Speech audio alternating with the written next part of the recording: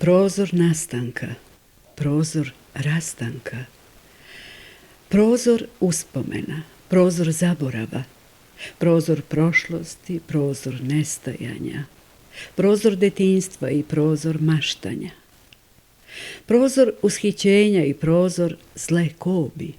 prozor koji pamti sve bolesti i prozor koji je odneo sve voljene i drage osobe,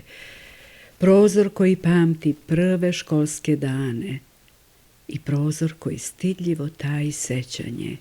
na prvu ljubav. Prozor kao spomenik čestitim precima,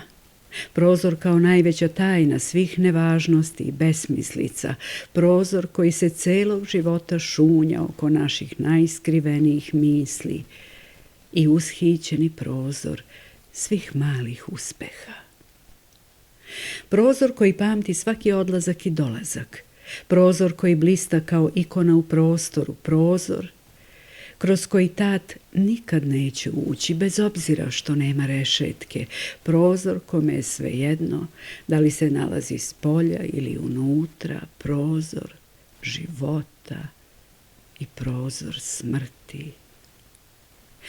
Prozor uspeha i prozor propasti, prozor dobra i prozor zla,